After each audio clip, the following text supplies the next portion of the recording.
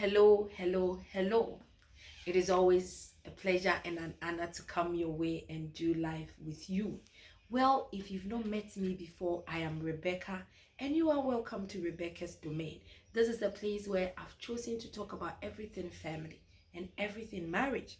I sit here to bring out some kingdom lessons that will help us to build better families and also build better relationships. So, if you have not subscribed to my channel, please do well to subscribe when you listen to the message, like, share, and then also press on the notification bell that anytime when I upload something, you will be notified. And then also please send me your comments. If there is something you want me to talk about, if there is a question you want to ask me, I am happy to look at it. So feel free to share, feel free to comment. Anyway, enough of me. I am back again here to talk about the book of Esther. Yes. And in the book of Esther chapter 4, that is where I will be concentrating on. The book of Esther chapter 4, Bible says that Mordecai heard that Haman was planning to kill the Jews. And so Mordecai ripped his clothes, he was wailing. And then Esther's eunuchs saw him, went to report to Esther. Esther sent them to make inquiries. And then Mordecai told them to go and tell Esther that Haman intends to kill the Jews. And so please go to the king and ask for a help. And then Esther also sent legitimate answer to Mordecai that please, it is not my time to go and see the king yet. And if I go, I might not come back. I might be killed. And then Mordecai also sent a message to Esther in Esther chapter 4, verses 14. That is what I want us to look at. Bible says that, for if you remain completely silent at this time, relief and deliverance will arise for the Jews from another place, but you and your father's house will perish.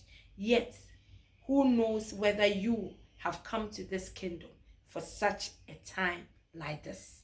A profound message that Mordecai sent Esther. Well, why am I talking about this today?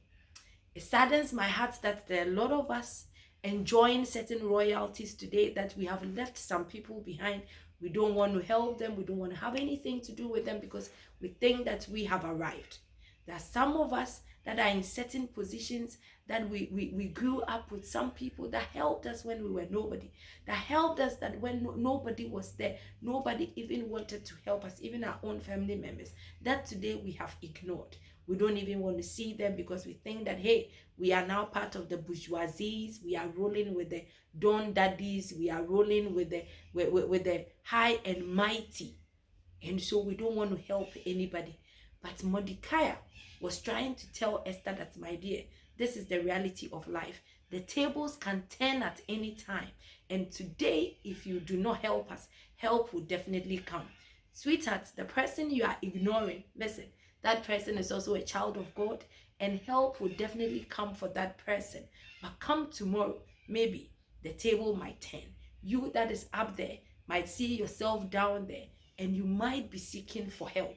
You might need the help of this person, but because you did not invest in the person, you might not go and ask for help. Please, my dear sister who is enjoying royalty in that marriage, please, do not ignore your friends. Do not ignore family members. Some of us don't want to have anything to do with our siblings. We don't want to have anything to do with our mothers because we think that, hey, levels don't change. It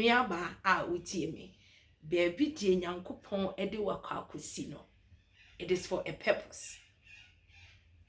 Your mother's cry is what has brought you to that place. Your mother's cry in a place of prayer is the reason why God has handpicked you to be there, so then you can change the trajectory of your family. Enti menya wa adwen se ebia bebia wedu no o maame ana wonua no nkuma na se o brothers no, they are not of your level. O namfofo ni nti na wo mua wo bia. Sister, the marriage in which you are in today, please, I am not saying that your marriage is going to break. No, I advocate for good marriage. I pray that everybody will stay married. But this life, there's so many uncertainties. A lot of things are happening. Your husband has told you that do not allow any family member in your home, in our home, and you have agreed. Your wife has also told you, honey, I don't want to see any of your family members. I don't want your mother to come here. I don't want your sisters. I don't want your friends. And you have also agreed.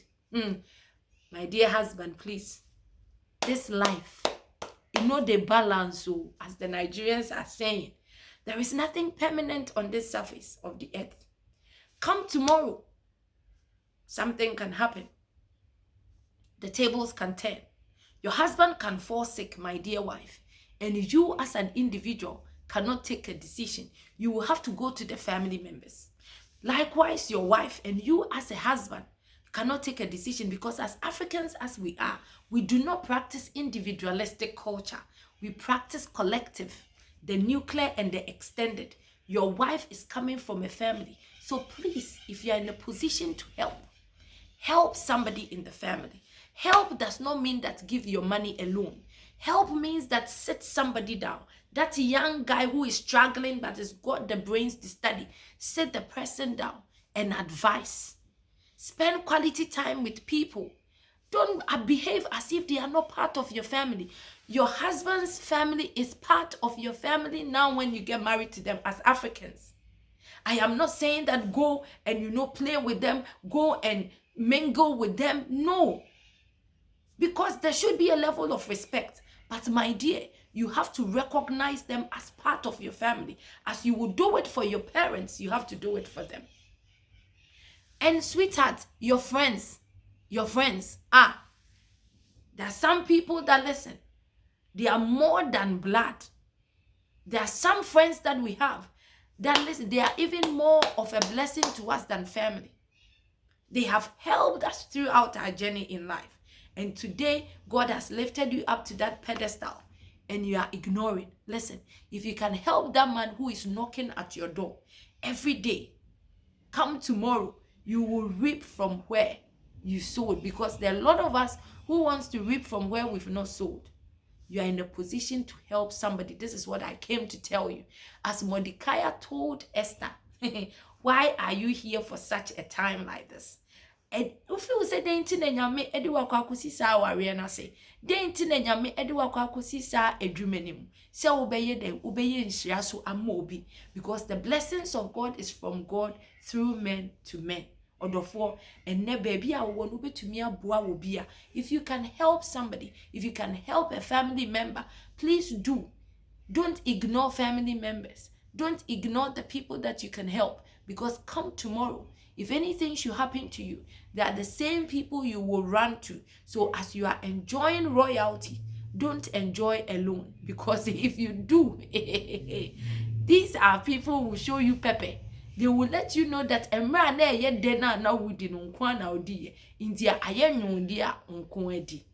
I pray that this message will send a warning signal to you, that you will sit and reflect in your life. How are you treating the people around you? How are you treating your in-laws and your outlaws?